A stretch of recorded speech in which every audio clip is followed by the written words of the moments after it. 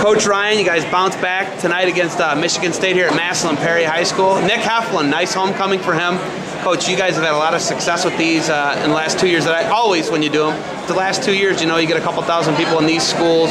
Moeller, Massillon Perry, Oak Harbor last year. Yeah. What do you guys like to do these duels for? Well, you know, when you have a leader like Nick, I mean, Nick's been here 5 years at Ohio State. He's a great example, team captain. So, you know, you bring the show to the people. It's probably not that easy for someone to get from here down there all the time. So you come up here, obviously helps recruiting, and it just helps build your infrastructure of support.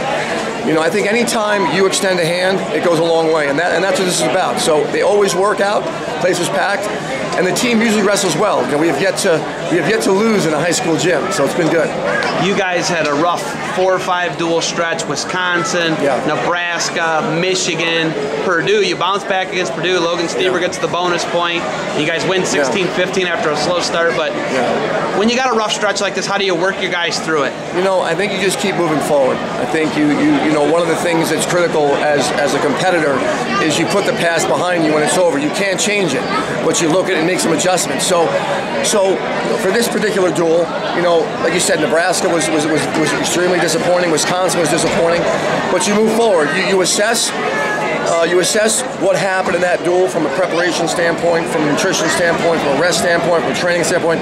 And the beauty about the Big Ten is that there's no question that if there is an area that needs to be assessed, the Big Ten will expose it. I mean, the competition week in, week out, you're going to have mistakes exposed, and then you adjust from there and make adjustments. So this particular duel, we did some things differently nutritionally. We did some things differently from a warm-up standpoint, and you know, it's you continue to train hard. I mean, we're by no means where we want to be, but it's good to get a win. It's good to build some momentum heading into the national duels. So I think the team feels good about obviously about tonight.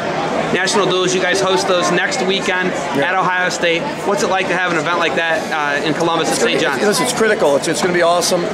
You know, we would like to host a regional every year, so we don't know where we're going to go with the national duels in the sport. But if there's a national dual meet event to be held, we want Columbus to be one of the places that every year the committee says, why would we not go to Columbus? Because the crowd comes and people love wrestling. And I tell you, the coolest thing tonight was in the first position that happened tonight. We had a single leg. The guy drops his head. We look for a cradle. The place went crazy. They know wrestling. They knew what was happening. So this is an area that knows wrestling, and so duels, big weekend for us. Duels. Johnny DeJulius was held out against Wisconsin and a couple, I think, Nebraska. A lot of people accuse you guys of trying to protect his seed. I don't think, you know, knowing you as a competitor at Iowa and what you've done as a coach, would you try and protect somebody's seed like that? No, that's crazy. I mean, you know, the last thing that we would ever do is protect a seed. I've never done that in my life. I would never do that. Johnny wouldn't want that. I think that sends a message to your team that is just the wrong message. This sport's about competing and challenging yourself and growing, and you don't grow and you hide. Johnny was hurt. It would have made no sense for him to wrestle. We wanted to beat Wisconsin. We wanted to beat, you know, the teams that we'd hold him out against. So why would you sit him? We wouldn't. So he's doing better now, obviously. It was a long period off the mat for him, and his intensity has dropped since Vegas. Not something's out of his control, but he'll get it going again. He loves to wrestle, and he's excited about finishing the season the way he knows he can.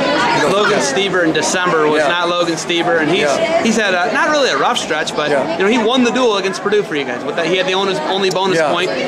You win 16-15 against them, but Logan Stieber, when is he gonna get back to form? And he looked like it tonight. Yeah, no, the last few duels looked a lot better. Look, I mean, he's got some initial port is really tough. Obviously, Rutherford's really tough. Logan just has to make sure that Logan does the things that he needs to do to be the best version of Logan Stieber. We get the best version of Logan Stieber, we're going to be fine. So Logan continues to do that.